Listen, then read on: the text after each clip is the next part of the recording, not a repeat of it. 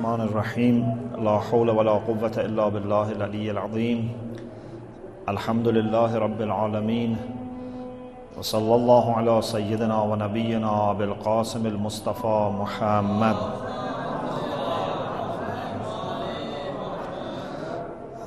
وعلى آله الطيبين الطاهرين لا سيما بقية الله في الأرضين أجل الله تعالى فرجه الشريف. Inshallah, tonight I want to share with you some hadith from the Ahlul-Bayt alayhimus salam about the significance of knowledge and the merits of the knowledgeable people, ulama. As you know, we have, alhamdulillah, rich literature about this subject. But what is interesting is that Allama Majlisi rahmatullah alayhi, his second volume of Bihar al-Anwar, starts this chapter with a series of hadiths, all from Imam Askari alayhi salam, and then quoting hadiths from each member of Ahlul-Bayt, right, one after the other. So it starts with a hadith from Rasulullah, then Amirul Mu'mineen, then Lady Fatimah, Imam Hassan, Imam Hussein, and so on and so forth. So the first hadith here is, and Tafsir al-Imam al-Askari, as I said, and also it is mentioned in Ihtijaj. Imam Askari alayhi salam says, Haddathani Abi an Abaihi an Rasulullah sallallahu alayhi wa alih. My father narrated from his parents, his fathers, finally from Rasulullah, that Rasulullah said, Ashaddu min yutmil yatim alladhi inqata'a an abih يتم يتيم انقطع عن إمامه ولا يقدر على الوصول إليه. You know, when a person is an orphan, he doesn't have his father, he is very vulnerable. He is sometimes not even able to have the basic needs. And even if he has the basic material needs, he doesn't have the support of the father, or sometimes father and mother. So it's very difficult for an orphan. When you want to go to bed, if your parents are not there and you don't have any hope of meeting them in future, it's very difficult for you. But Rasulullah said, more difficult than a person who has lost his father is the one who has lost access to his imam. He's an orphan but in religion. أشد من يتم اليتيم الذي انقطع عن أبيه. Worse than and more difficult than the orphanage of a person who is deprived from having his father is the one who has lost connection to Imam. انقطع عن إمامه. He's not able to see his Imam. It's the time of occultation, for example, and we don't have access to Imam. وَلَا يَقْدِرُ عَلَى الْوُصُولِ إِلَيْهِ. He doesn't know how to get to Imam. وَلَا يَدْرِي كَيْفَ حُكْمُهُ فِيمَا يُبْتَلَى بِهِ مِنْ شَرَائِعِ دِينِهِ. And as a result, he doesn't know what is the ruling of Imam, what is the opinion of Imam, what is the view of Imam about those rulings of Sharia that become applicable to him. Those things that he needs to know, he's facing with them in daily life, so he doesn't know how to get the answer. So this person is in a very difficult situation. Now, who is going to look after such orphans? And how are you going to look after them? This is not a job that every person who has money or food or shelter can do. You need qualified people. You need people who can somehow, of course no one can perfectly do this, but somehow that can fill the gap of having no access to Imam. And these are the ulama, these are the people who have the knowledge of Ahlul-Bayt alayhimus salam, and by sharing their knowledge with people, by teaching them and guiding them, they can help them. ألا فمن كان من شيعتنا عالما بعلومنا. Rasulullah sallallahu alaihi wasallam says, sometimes Rasulullah himself uses the term of Shi'atuna, our Shia. Sometimes he says to Amirul Mu'minin, your Shia. But sometimes he says our Shia, because everyone who is a Shia of Amirul Mu'minin is indeed following Amirul Mu'minin because of Rasulullah, so he's a Shia of Rasulullah as well. Whoever among our Shia who is knowledgeable, aliman bi'ulumina, he has knowledge, acquaintance with our teachings. وَهَذَا الْجَاهِلْ بِشَرِيعَتِنَا الْمُنْقَطِعْ عَنْ مُشَاهَدَتِنَا يَتِيمٌ فِي حِجْرِهِ. And this person who has no knowledge, who is orphan, is brought up or is looked after on his lap, like a mother that puts her baby on her lap. Allah فَمَنْ حَدَاهُ وَأَرْشَدَهُ وَعَلَّمَهُ شَرِيعَتَنَا.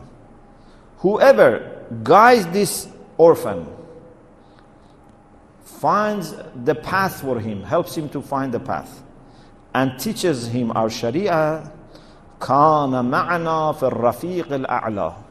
Then he would be resurrected with us in the company of the greatest friends and companions. Allama Majlisi explains the meaning of Rafiq al-A'la by quoting something from one of the ulama, from Jazairi, rahmatullah alayh.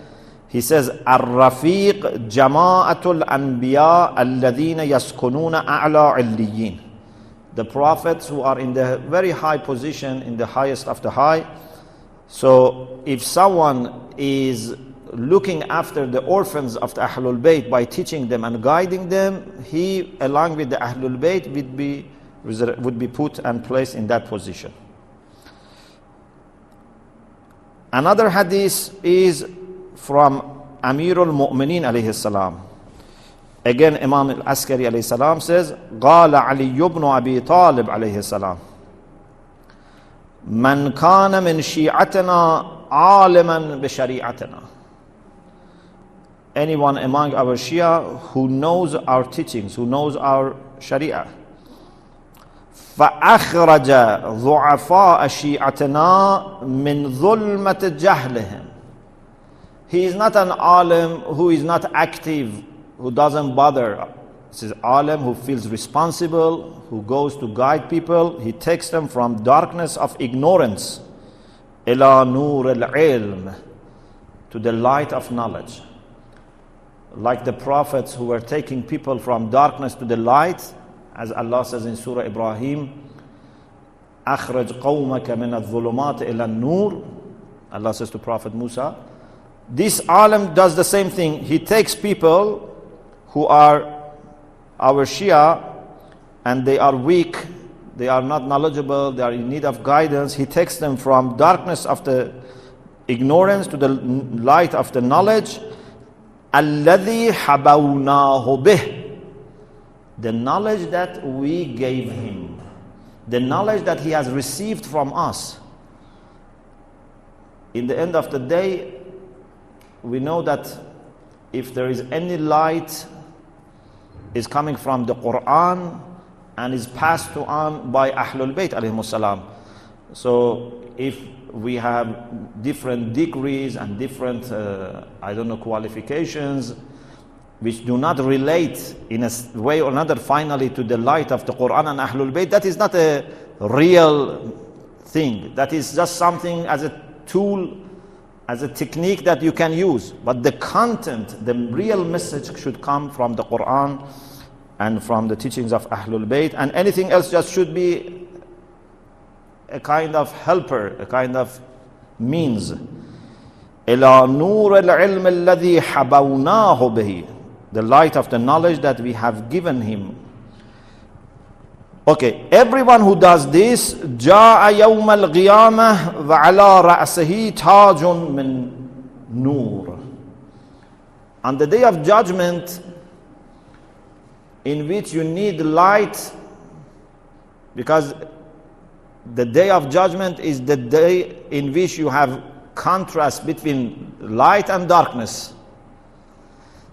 In dunya, if the contrast between people is, for example, contrast between those who have money or have no money, those who have large house or no house, those who have position and those who have no position, those who are young or old.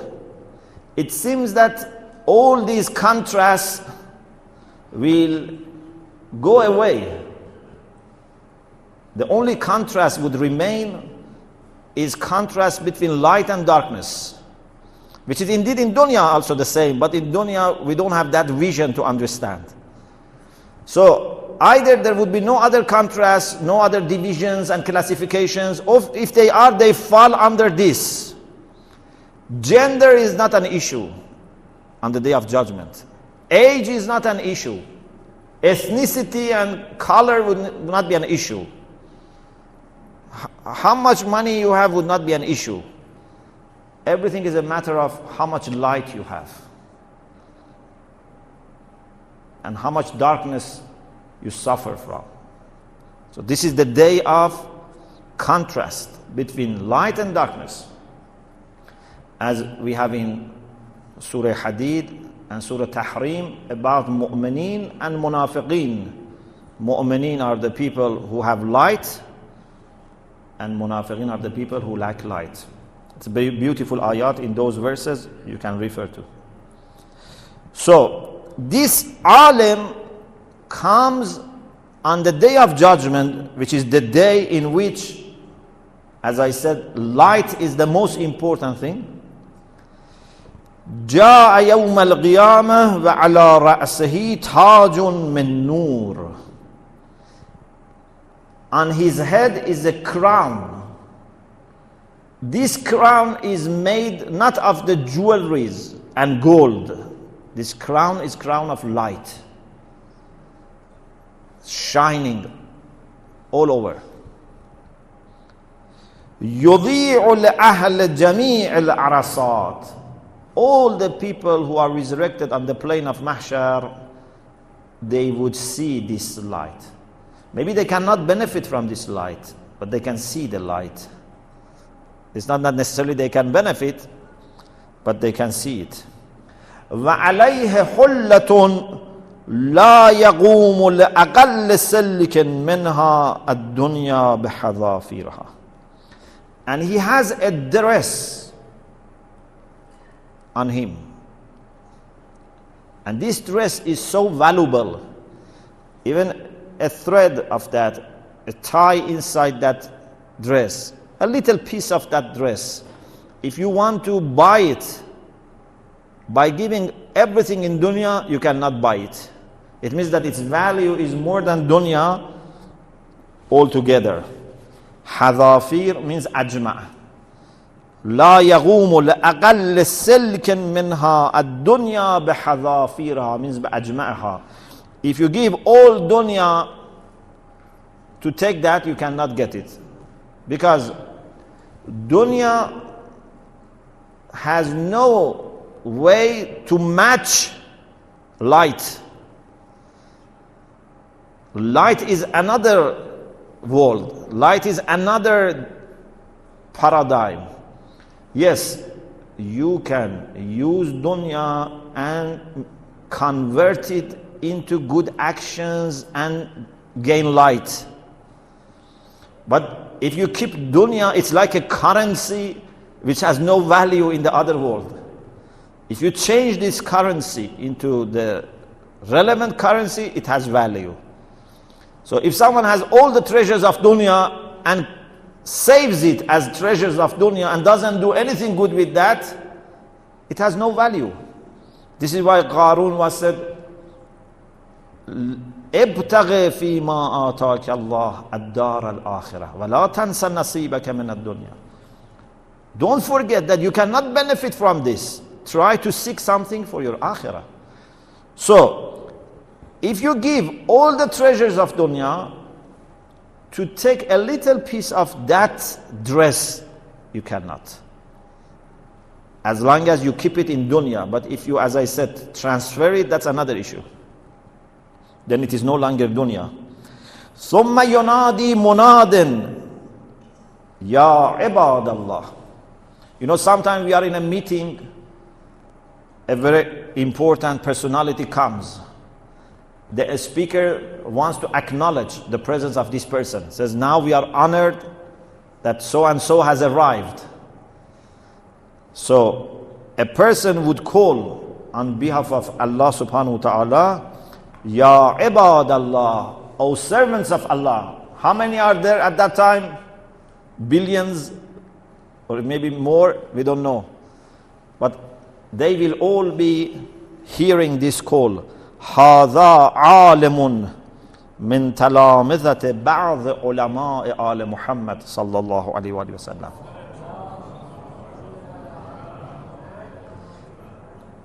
This is an alim, but he is a student of one of the ulama, of the knowledgeable members of the Ahlul-Bayt. Real ulama are Ahlul-Bayt alayhimus salam. As you know, one of the, for example, titles of Imam Raza is Alima al Muhammad sallallahu alaihi wasallam. And the honor of our ulama is to be students or students of Ahlul-Bayt alayhimus salam. So, not only, this is, I think, beautiful point here. Not only they will be introduced as alim, they also will be introduced as a student of real ulama. This shows that in knowledge,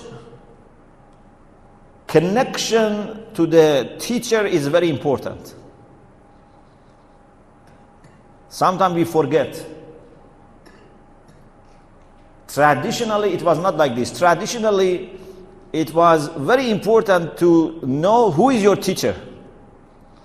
If someone says, you know, I have studied, they quickly ask him, who was your teacher? Because by knowing his teacher, they can understand the level or the depths of his knowledge. They can understand his akhlaq. They can understand many things about him. Because students normally become like their teachers. If they are good students, they can become like their teachers. But nowadays, you lose connection with the teachers. You become more dependent on the books or recorded lectures or just exam papers. So instead of knowing who is your teacher, or instead of even bothering about who is your teacher, you bother about degrees and certificates and the institutions. But none of these can replace the human element, and that is the teacher. If you remember when we talked about the hadith of Imam Kazim alayhi salam,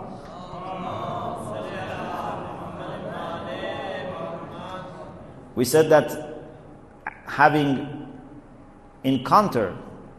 contact with a real alim is very important. It's like when you want to light a candle. You need fire to light a candle. You cannot, just ignite the candle by warming the candle. You need to touch another candle which is already burning. This personal encounter is very important. So, هذا عالم من تلامذة بعض علماء آل محمد صلى الله عليه وآله وسلم. But this is not the end of the story. ألا فمن أخرجه في الدنيا من حيرة. Anyone that he has taken him from confusion of darkness. أخرجه في الدنيا من حيرة الجهل. He was suffering. He was confused. Because of his ignorance, he didn't know what to do. He didn't know who is saying the truth. He didn't know which direction to follow. Any person that this alim who is now illuminating has helped him to come out of the confusion, now can ask this alim to help him. ألا فمن أخرجه في الدنيا من حيرة جهله. The one that he has helped him to take him out of the confusion of darkness, now can come and grasp the light from this alim and be benefiting from this. So you cannot buy light, you cannot borrow light. But if in dunya you have been benefiting from someone's knowledge, you have acting upon his knowledge, then that light is also for you. Because you have really used that light.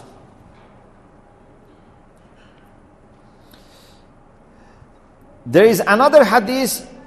This is from Lady Fatimah Salamullah alayha.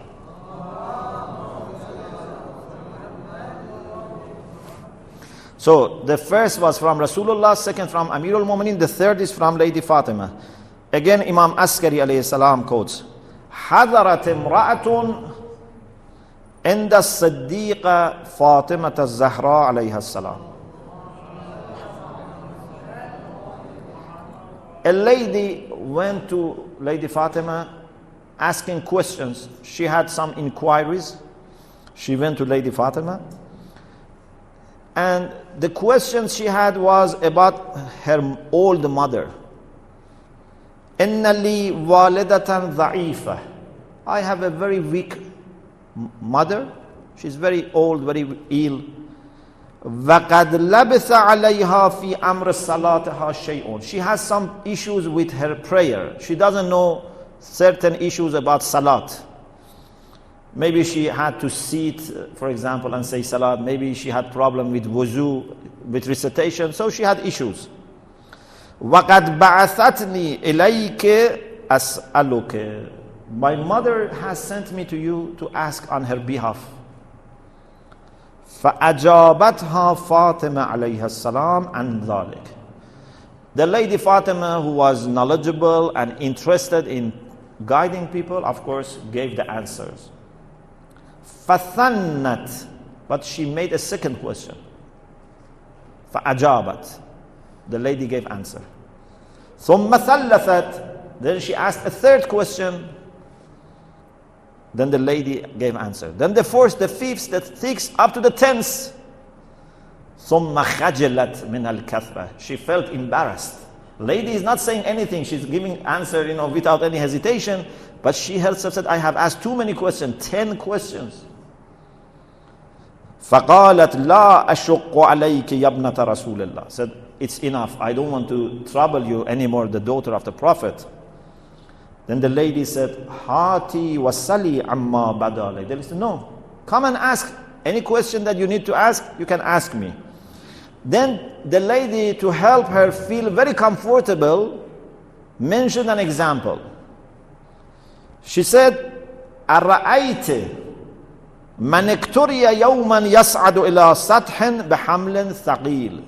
If a person is hired, imagine someone comes and offers you, says, please take this for me to the 5th floor in the building. Okay? I give you 100,000 dinar. Kirahu mi'atu alf dinars. There is something heavy, but instead he is giving you 100,000 dinar, which is golden coin. Yathqulu alayh. Would it be difficult for that person? Of course, everyone would be happy to take this, and take 100,000 golden coin. Then the lady said, اُكْتُرِيتُ أَنَا لِكُلِّ مَسْأَلَةٍ بِأَكْثَرَ مِنْ مِلْءِ مَا بَيْنَ الثَّرَى إِلَى الْعَرْشِ. My example is indeed even better. For every question that I answer, I will be given by Allah subhanahu wa ta'ala what can feel from a sky to the earth.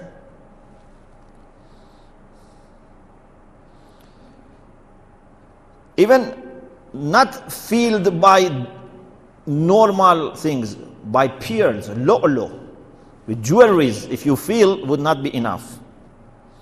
سمعت أبي صلى الله عليه وآله يقول. Then Lady Fatimah said, I heard my father saying, إن علماء شيعتنا يحشرون.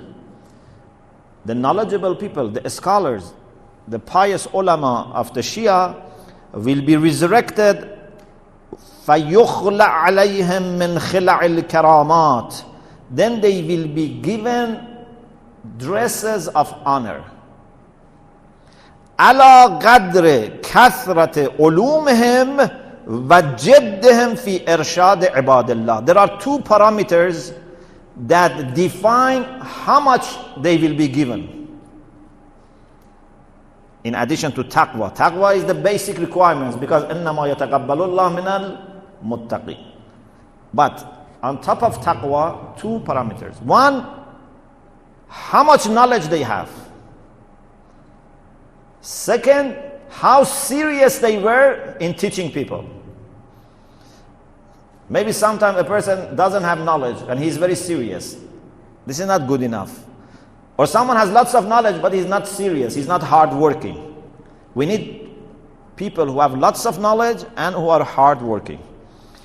على قدر كثرة علومهم وجدهم في إرشاد عباد الله. Some of them will get alf hulla min nur, 1 million light, dresses of light. Some of them get less. Maybe one gets 1,000, another 10,000, but some get 1 million.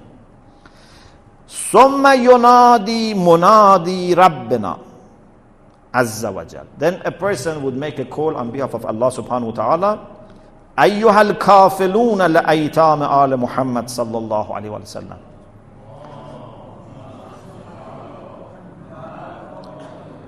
O those who have looked after the orphans of Ahlul-Bayt, الناعشون لهم, who have raised them عند انقطاعهم عن آبائهم, when they had no access to their imams, to the fathers who are الذين هم أئمتهم, the fathers who are imams, they have looked after them and raised them. هؤلاء تلامذتكم والأيتام الذين كفلتموهم ونعشتموهم. O ulama who have looked after the orphans of Ahlul Bayt, these are your orphans that you have been looking after them. فاخلوا عليهم خلع العلوم في الدنيا. Those knowledge that they have received from you in dunya, now give to them in the form of khil'ah, in the form of dresses of light. Then these ulama, depending on one parameter, how much these people have learned from them, they give them different amounts of khil'ah. Maybe a person gets 100, another 1,000. So they have been given those khil'ah up to million, and million can be example, and then they distribute among the people depending on how much they have learned from them. على قدر ما أخذوا عنهم من العلوم حتى إن فيهم يعني في الأيتام لمن يخلو عليهم 100,000 خلعة. Some of them get up to 100,000. It means the difference between the bar which is set for ulama and the people who learn. The ulama can get maximum up to million. These people get maximum to 100,000. So there is a big difference between alim and a learner. You know, sometimes people say, what is the difference between, for example, a marja and the one who acts according to the fatwa of marja? Or an expert in aqaid or ethics and a person who just learns from him. So the propositions that they know are the same. He knows the fatwa of marja and acts upon it. He knows what to believe in aqaid. and he believes in that. He knows what to do in akhlaq and he acts upon it. They think they become the same, but they never become the same. Even if you believe in whatever that alim is saying and you learn it perfectly, still you are not an alim. Unless you yourself know how to come to this conclusion. So there is a special merit, a special value and virtue in being a person who himself has undergone through this process of finding the result. It's not the same. So these people get up to 100,000. And then these people give to the people who have learned from them, second generation, for example. Or for example, they learn, then they have their own students. They learn, they go and teach their community, their family. So they pass on to the other people. Okay, now the question is, these ulama have been given those khala, and now they have distributed. So what about themselves? Are they losing by giving to the people? ثم إن الله تعالى يقول أعيدوا علي هؤلاء العلماء. Now that you have given these people this khala, bring them to me back. حتى تتموا لهم خلعهم. So whatever they have given should be compensated. وتضعفوها لهم. And should be multiplied. So not only they are not going to lose, they are being even given more because they are helping people. Then Lady Fatimah said, Ya amat Allah, inna silkatan min tilka al-khila' la afdalu mimma tala'at alayhi al-shams alf marra. A little piece of those dresses of light is better than whatever sun has been shining on that. Everything in dunya that sun is shining from the east to the west, north to the south, a little piece of that dress worth more. Not only once, not only twice, alf marra, 1,000,000 times more. And then the lady says, because dunya also is surrounded and covered with difficulties and pain. Mashubun bitanqis.